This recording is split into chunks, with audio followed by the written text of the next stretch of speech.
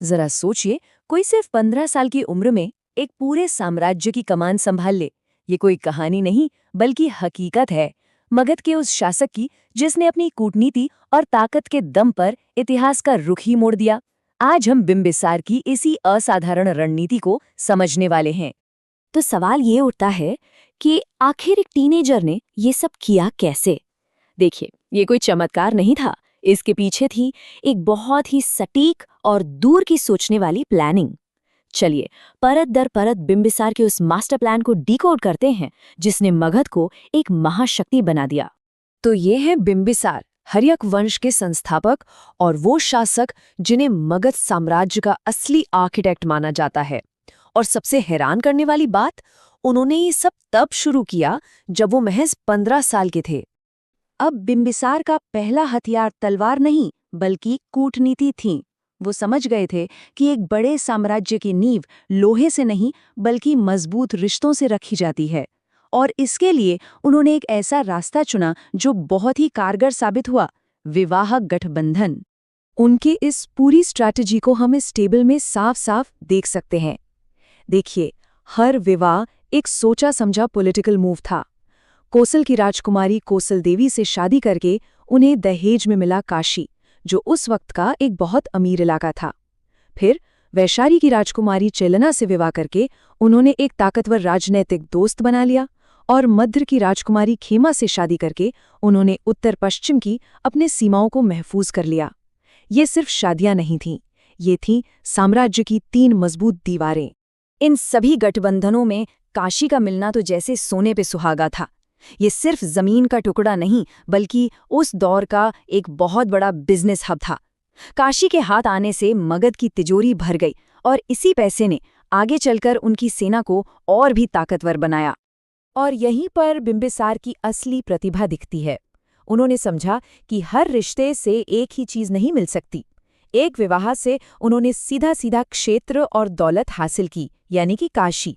वहीं बाकी 2 विवाहों से उन्होंने अपने साम्राज्य के चारों ओर दोस्तों और सहयोगियों का एक सुरक्षा कवच तैयार कर लिया।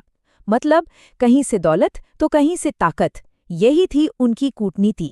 लेकिन ऐसा भी नहीं है कि बिंबिसार सिर्फ रिश्तों के भरोसे ही बैठे थे। वो ये अच्छी तरह जानते थे कि डिप्लोमेसी के पीछे अगर ताकत ना हो तो वो कमजोर पड़ जाती है। इसीलिए उन्होंने अपनी तलवार को भी हमेशा तैयार रखा।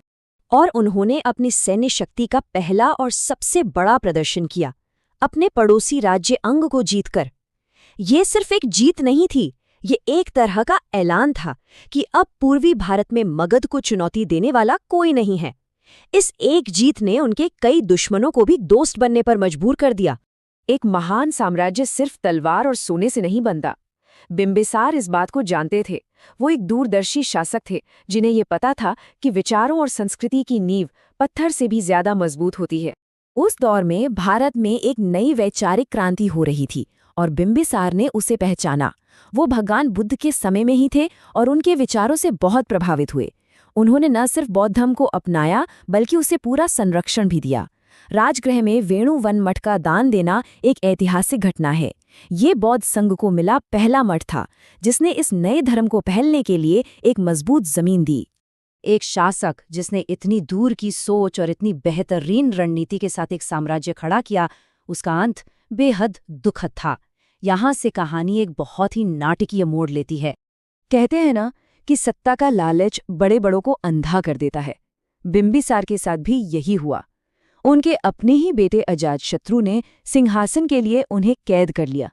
कितनी बड़ी विडंबना है कि जिस साम्राज्य को बिंबिसार ने अपने खून पसीने से सींचा था, उसी की गद्दी ने उन्हें मौत के अंधेरे में धकेल दिया। तो फिर इस दुखद अंत के बावजूद आज भी इतिहास बिंबिसार को एक महान शासक के रूप में क्यों याद करता है? इसका जवाब उनकी उस विरासत में छिपा है जो वो पीछे छोड़ गए। तो क्या है बिंबिसार की विरासत? ये है साम्राज्य बनाने का एक सफल फॉर्मूला। स्टेप 1, कूटनीतिक विवाहों से दोस्त बनाओ और अपनी नींव मजबूत करो। स्टेप 2, जहां जरूरत हो सैन्य शक्ति से अपने साम्राज्य का विस्तार करो। और स्टेप 3, संस्कृति और नए विचारों को सम्मान देकर अपनी प्रजा का दिल जीतो। ये वही ब्लूप्रिंट था जिस पर चलकर आगे मौर्य जैसे महान साम्राज्यों ने अपनी भव्य इमारत खड़ी की। और बिंबिसार की कहानी हमें इस एक गहरे सवाल के साथ छोड़ जाती है। क्या किसी की विरासत को उसकी शानदार उपलब्धियों से आंकना चाहिए या फिर उसके दुखद अंत से? शायद बिंबिसार की कहानी हमें यही सिखाती है कि एक महान शुरुआत की गूंज एक दर्दनाक अंत की आवाज से कहीं ज्यादा समय तक सुनाई देती है।